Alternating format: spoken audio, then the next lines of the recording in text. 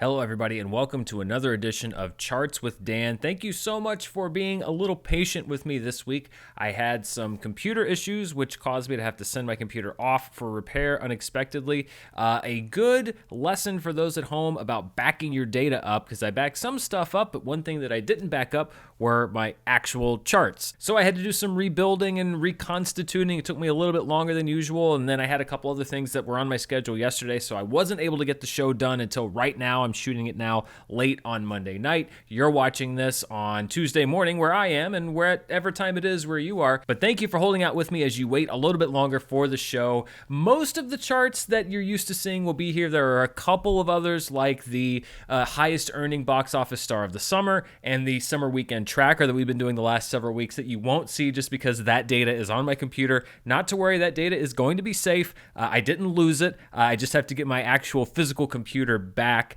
So rest assured, I will be backing up the charts data on a second location from now on, from week to week. So bear with me for a few of the charts that you may be used to that you're not going to see here today. But we got the basics. We've got a meat and potatoes episode of charts at the very least for you. So let's get into it and look at the top 5 for this past weekend. And as expected, the number one movie was Free Guy, but it actually outperformed the expectations. It debuts with $28.3 million. There were some estimates that had it below $20 million. Even the most optimistic estimates had it around $25 million. So the fact that it approached around $30 million was seen and is seen by a lot of people as a win. But there's a question, and it got asked to me from several people, a few people on social media. I saw some comments also on YouTube saying like, well, wait a minute. Now, last week we were talking about the Suicide Squad, and the Suicide Squad opened about the same, a couple $1 million lower, and everyone was talking about how disappointing the opening of that film was. So why is it that people last week were talking about how disappointing Suicide Squad was, and this week they're talking about how much of a win Free Guy is, because that looks like it's about the same number? And that's an important question to ask, and it cuts to the heart of why I like to do this show, because it's not just about looking at the numbers, it's about looking behind the numbers. What do they tell us? What was expected of these movies? And the big thing that you have to look at with Free Guy, number one, when we're talking about the discussion around this movie, is cost. We've talked about it a few other times this summer, but Free Guy cost reportedly around $100 million, maybe a little bit more, but the overall estimate seems to peg the budget around $100 million. That is lower by about half than what the Suicide Squad costs. As a matter of fact, Free Guy costs less than the Suicide Squad. The movies like Jungle Cruise, F9, Space Jam: A New Legacy, Black Widow. Free Guy's budget was below all of those movies. So one reason that people are talking a little bit more positively around Free Guy is that it has a much lower threshold as far as box office earnings to make its money back, and that's an important thing to look at. The second reason is expectations. Free Guy is an original piece of intellectual property right now, although reportedly a sequel has been asked for by Disney. That's what Ryan Reynolds tweeted out over the weekend. So you have the expectation game. Free Guy doesn't have the expectations that an MCU movie or a DC movie like the Suicide Squad or even a Disney movie like Jungle Cruise is going to hold. Even though technically Free Guy is a Disney movie, we haven't amalgamated all the brands together quite yet. So it doesn't have the burden of that expectation, and the fact that an original movie, quote unquote, was able to exceed expectations is going to drive excitement a little bit, because we often see original movies that struggle at the box office. And then the other reason, of course, is the COVID curve. It's what I've been talking about. It's the fact that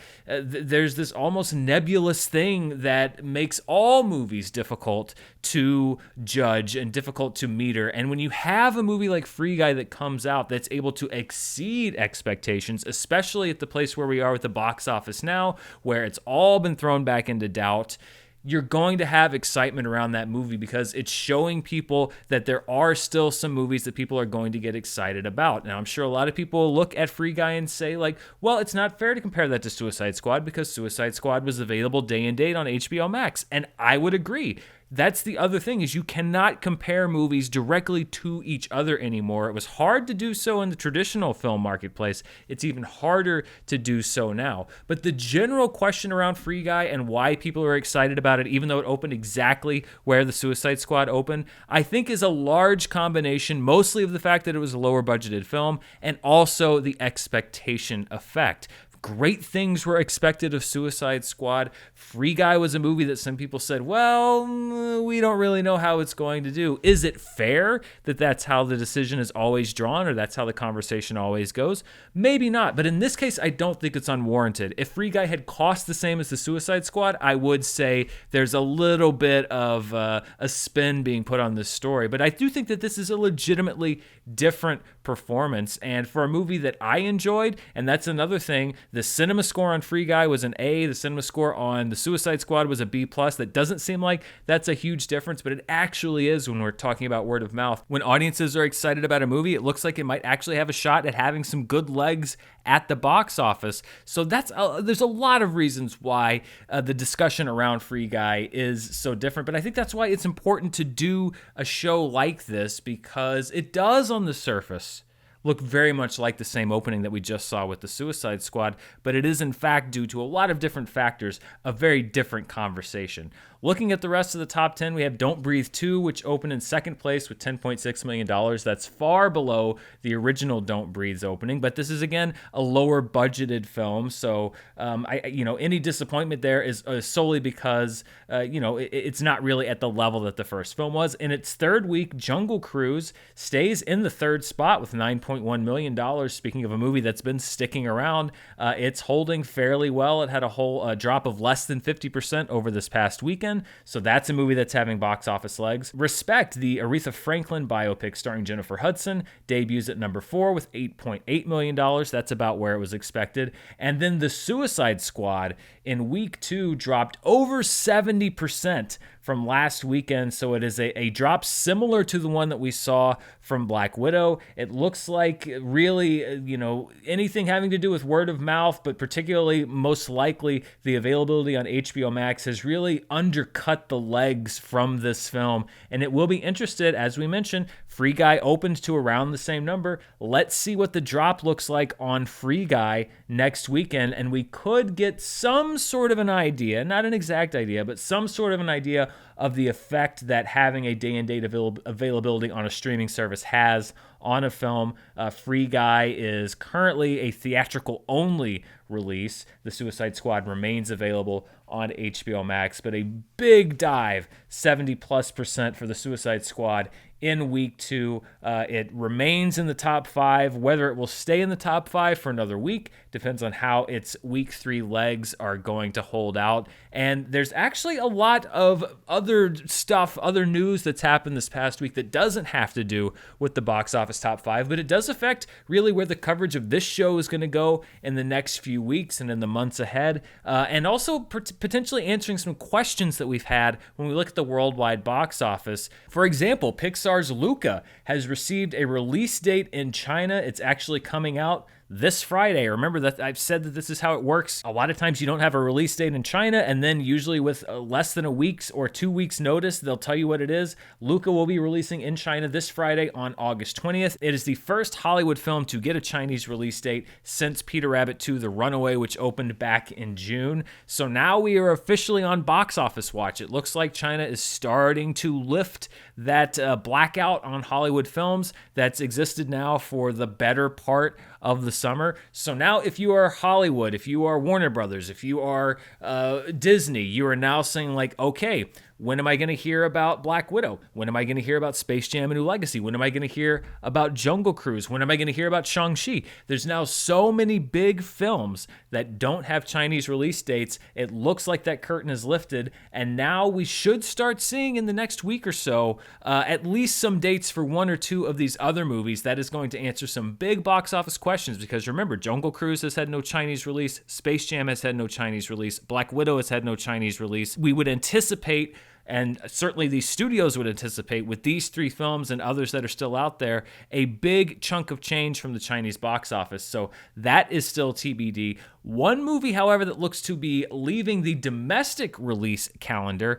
is Hotel Transylvania 4. Originally, remember, I had picked this as one of my top 10 summer movies. They then pushed this movie, Sony did, out of the summer, and now Variety reported that it will be skipping theaters altogether. They say that Sony is getting close to to a $100 million deal with Amazon. Deadline and other reporting has said that even if this deal with Amazon doesn't close, that Sony will be selling this movie to a streamer. So it looks like Hotel Transylvania 4 will be skipping the traditional release window. And this is not generally a risky franchise. I was looking back at the numbers.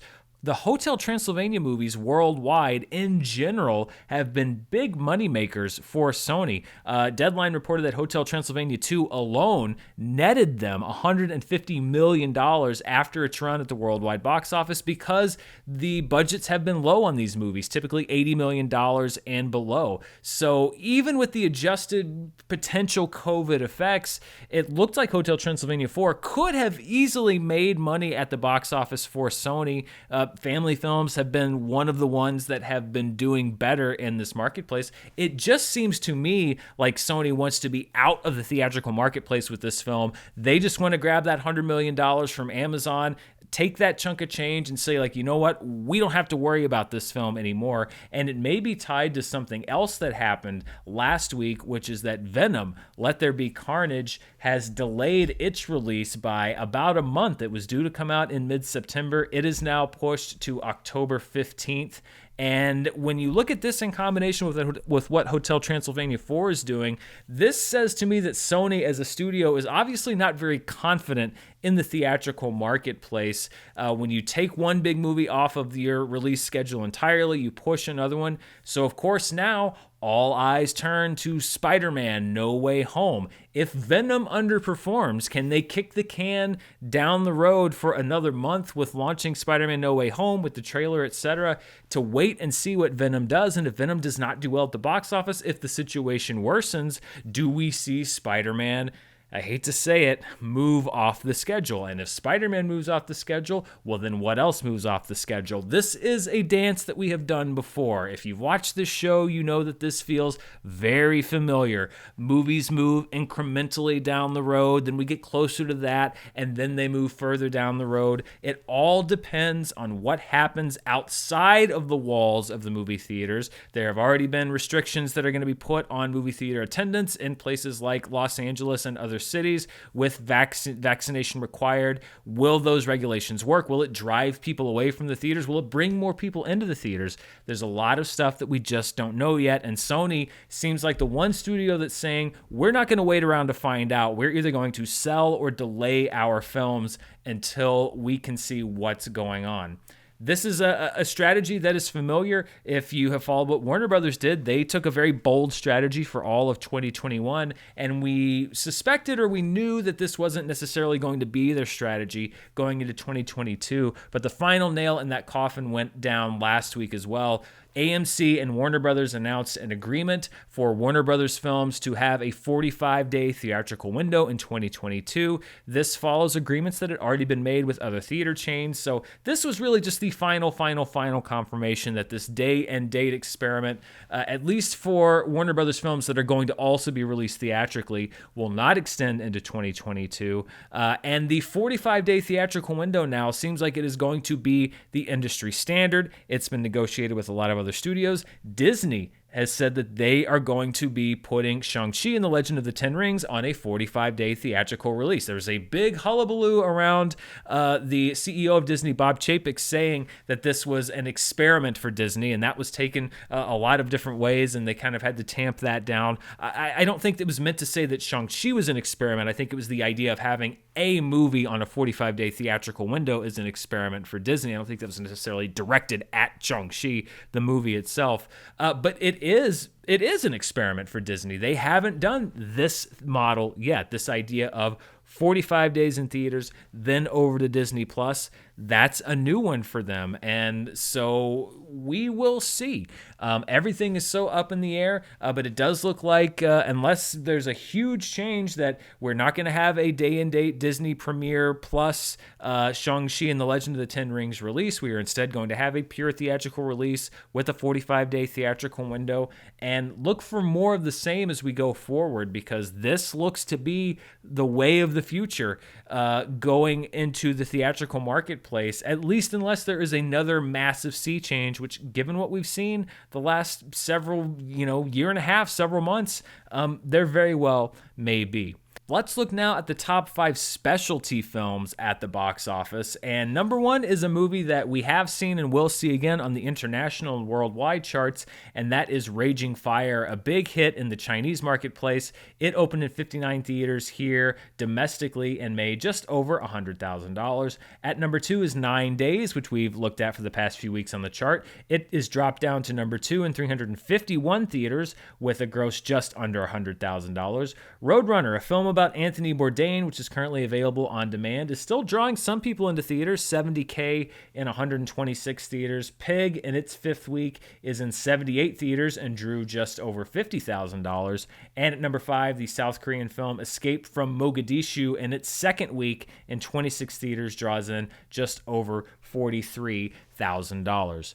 Looking outside of the domestic marketplace, let's go to everywhere else but Canada and the United States and look at the international box office numbers. At number 1, internationally, when you take the domestic market out, is Raging Fire with $26.3 million. It's still drawing people in the Chinese marketplace. People still checking out this big action epic. Free Guy is at number 2 internationally with $22.5 million, followed by The Suicide Squad at number 3.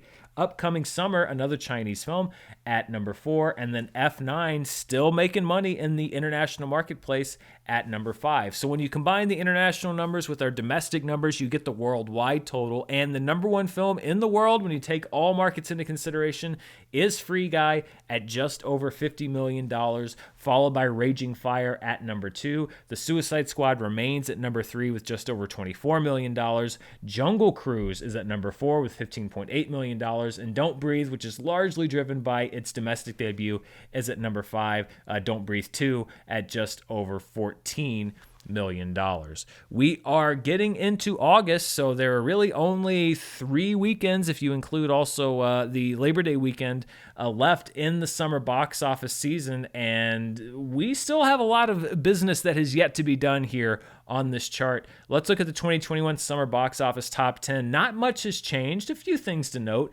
Black Widow remains number 1, F9 at 2, A Quiet Place Part 2 at 3, and Cruella at 4. However, Jungle Cruise is quickly moving up the chart. If you'll remember last week, it was kind of jammed in together with Space Jam and The Conjuring. It has put a lot of distance there. It is now at number 5. It is set to take over Cruella's spot at number 4. And now I think we can officially start wondering if Jungle Cruise will become the 4th domestic release this summer to break the $100 million mark. It certainly looks like a possibility because, as we mentioned, looking at the weekend top 5, it has had great legs this summer.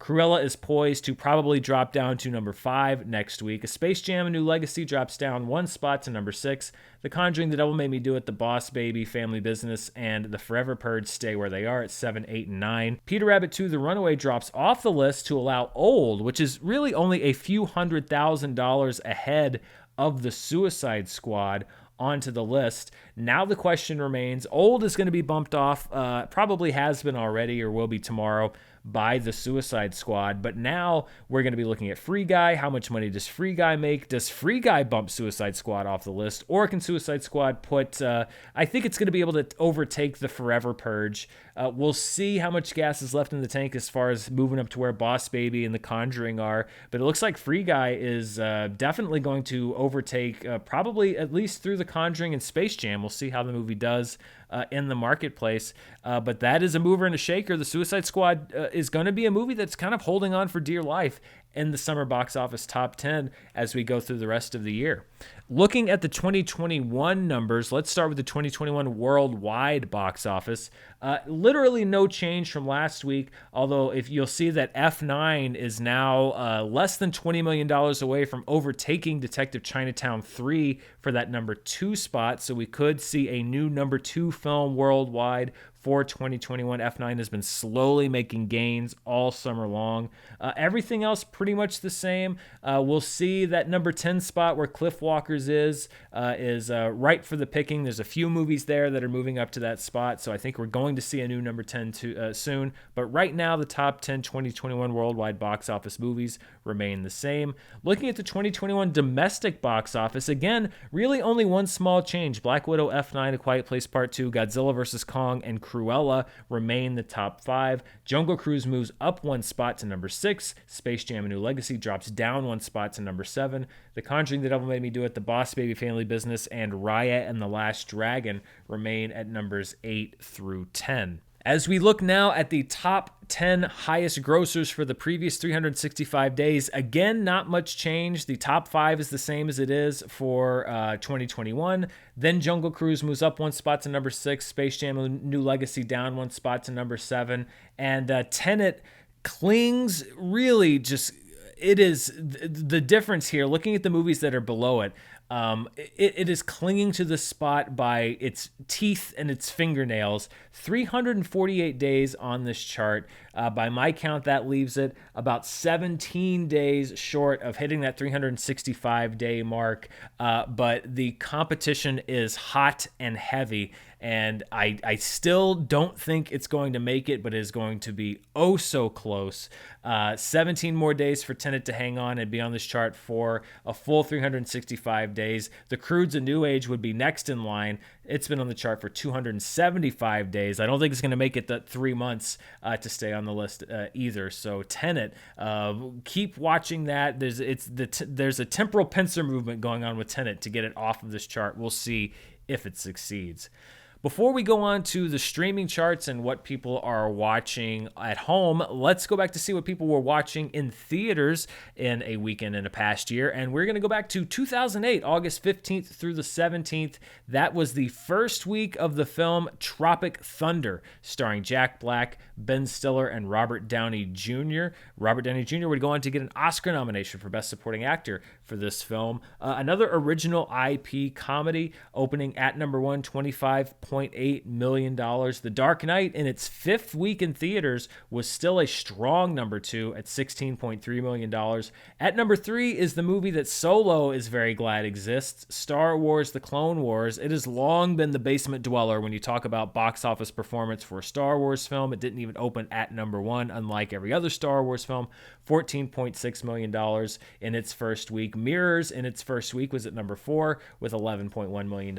And in its second week, Pineapple Express, with $9.8 million, was burning its way through theaters.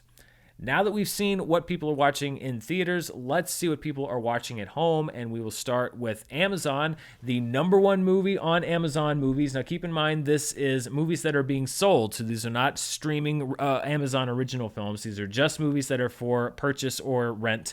F9, the premium video on demand, is at number 1. The Hitman's Wife's Bodyguard is at number 2.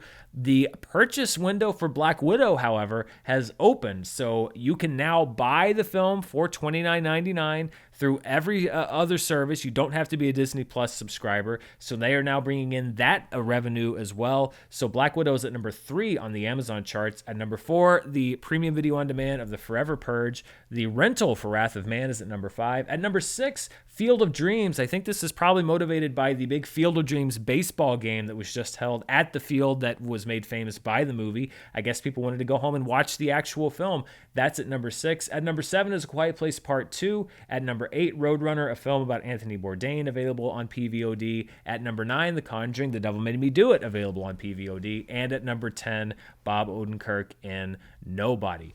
Let's see what people are watching on iTunes, and Black Widow is able to make it to the top of the iTunes chart. The $29.99 purchase is the number 1 film on iTunes Movies. At number 2, F9, the premium video on demand. At number 3, A Quiet Place Part 2. The buy rent window is open for that film. The buy rent window is open for Pig as well, one of my favorite movies of the year, followed by Wrath of Man at number 5. Chaos Walking, which came out earlier this year and was not a box office success, was available as a 99-cent rental for the last few days, so it is at number 6 on the list. Nobody is at number 7. History of the World Part 1, I'm not really sure why it's there, but it's a funny movie, so why not, is at number 8. The Hitman's Wife's Bodyguard, the purchase window open for that at number 9. And Crime Story, a new 2021 direct-to-streaming film, is at number 10. Looking at what people are watching on Netflix, let's start with the overall list. Beckett, the Netflix original movie, is at number 1. The Netflix original movie, The Kissing Booth 3, is at number 2.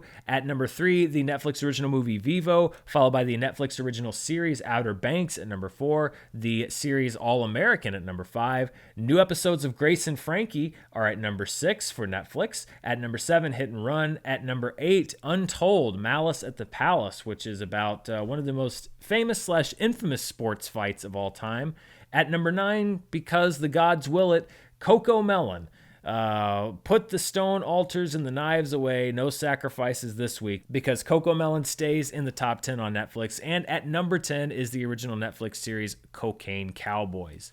And when you break it down to just the movies that people are watching on Netflix, Beckett is at number 1. The Kissing Booth 3 is at number 2. Vivo is at number 3. Major Pain and The Vault are at numbers 4 and 5, followed by Aftermath, Resort to Love, the Netflix original, at number 7. The Losers at number 8. The only new movie on the list, Misha and the Wolves, at number 9. That's a Netflix original. And at number 10, Sandy B, Sandra Bullock in The Net. And that just about wraps it up for this edition of Charts. As I said, next week we will have the missing charts back that we weren't able to do this week.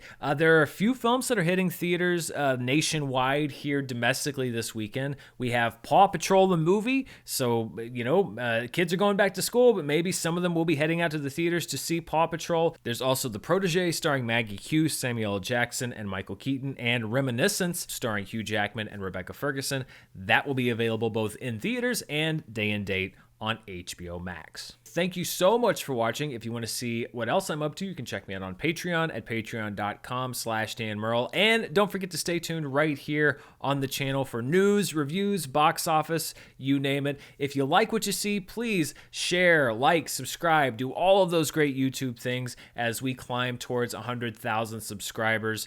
Thank you so much for watching. Please stay safe out there, and I'll see you next time.